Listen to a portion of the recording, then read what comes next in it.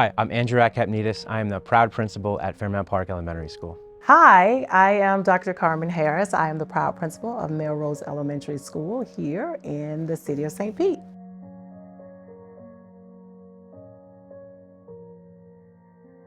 So Fairmount Park Elementary is a vibrant, diverse elementary school here in South St. Petersburg. We are a Title I school in what is known as the Transformation Zone of Pinellas County. We service students pre-K through 5, approximately 450 students at the moment. I would say probably two of our biggest challenges that we encounter daily are socioeconomic hardships experienced by our families, which includes homelessness, housing issues, and resources that are not available when students leave school, as well as some of our students experiencing some trauma in the home or the neighborhood, and those effects are felt here at the school. Well, Melrose is actually a community school, has been here for years. There are, I think maybe founded back in at least the 60s. And so the building that we are in is newly renovated within the last 5 years. But it is a community school, and if you were to walk the campus and actually go outside, there's a community center right next door where my secretary, who was 67, attended as a child. And so it's considered a city landmark. And so it's a beacon in the community of family, of hope. But the unfortunate part about that is that all of our scholars aren't experiencing that hope and commitment. And so some of the things that we may deal with are food disparities. Some of our students may lack resources. And so in addition to providing education, we are also challenged with providing opportunities, different funding and different resources for the students.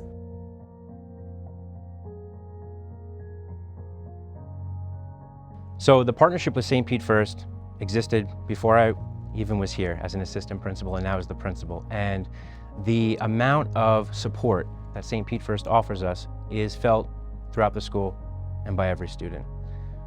StPeteFirst helps us with tutoring, resources, monetary and otherwise. Most recently, hygiene kits and school supplies to start the school year. And no matter how small or big the contribution from StPeteFirst, the partnership that we have, again, is felt by every single student that is here. This includes things such as our lunch bunch program as well, tutoring sessions that go on campus, something even as simple as coming to see our students to read to them for a few minutes a day. So when I'm walking the cafeteria every day and we have our mentors and lunch bunches starting throughout the school year, every day kids are asking me, can I have a mentor? Students see the impact that other students are having when their mentor has dedicated 1 day a week, 1 day a month to them. They hear from their peers the great conversations that are happening with those mentors, and they know that on a regular basis, whether it's here at the school or even on a Zoom call, they have an adult who loves them and trusts them and who they can come and love and trust. And that impact is shared amongst the peers. So every day students are asking about Lunch Bunch, and every day students are sharing the great ways that they are being impacted by their mentor. So we never have enough volunteers for Lunch Bunch. Last year we conducted surveys with our students, and hundreds of students are asking for mentors. Last year I believe we had 34 mentors that were on campus every week, providing mentorship and Lunch Bunch to a student population of over 400. So there's never enough time or people to meet all the needs, so every single person counts. There are so many ways. Just come in, come in, come in. So we usually ask any of our volunteers for one of 3 ways, because sometimes we have individuals that fit into 3 different categories, and we'll host a partnership breakfast on the 6th to really talk about that more in depth. But what we do challenge our volunteers to say, we know that everyone's different. Everyone has a different level of capacity. So we ask for either time. If you have time to come out, volunteer, that can look like reading in the classes with our students. That can look like having a one-on-one mentor relationship. So that's time. Some people say they don't have time. I get it. You know, you work a full-time job, and you may say, I have access to resources. And so you may say, you know, I have a connection here, or I can allocate different resources to you. So time, resources, and my absolute all-time favorite is money. You know, we will always take any type of funding that will support any of the school-wide initiatives that we have. So we try to make it available for any person to be a part of the work that we're doing here at Melrose.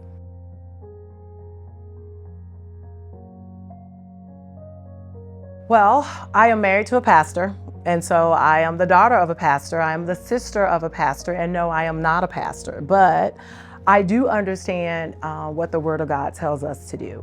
And so my husband actually leads a consulting company where he helps churches do reform. And one of the first things that we always do is we say, if your church were to disappear right now from your community, would they miss you? That's a powerful question, because sometimes we do a lot of the work on Sundays or within the four walls. So the challenge is, if we were to dig your church up and it moves from the community, would they miss you?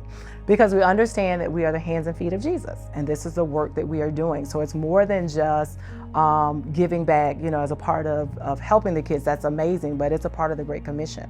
And it's the work that we do every day. It's what we live and what we breathe. So I would challenge anyone to take the opportunity to partner with us to help change the lives of children that, and some you may do, from a distance, some you may do up close, but know that it is the work that is designed to change the world. So our lunch bell opportunity, when you have an opportunity to sit with one or two students, sometimes it's two, not just one, it gives them an opportunity to see the world very differently, because some of our scholars, unfortunately, have never been outside of the blocks by which they live. They walk home, they come to school. And so when you're having these conversations and you're talking about different places, different opportunities, different levels of exposure, actually, if you walk the campus, every classroom has a college corner. Mine is the Florida State University, which is the best university on this nation, but it gives the children an opportunity to see something outside of their four walls. So even sharing about trips that you have taken, places, different food types, just all of these different things allows children to see the world in a different way. I think the most important thing to take away from an opportunity like this is that your time, your resources, your commitment, no matter how small or big, is making a huge impact on a student, which extends past our school walls. So the impact that a mentor and a community partner has on a student extends to after school, to that student's family.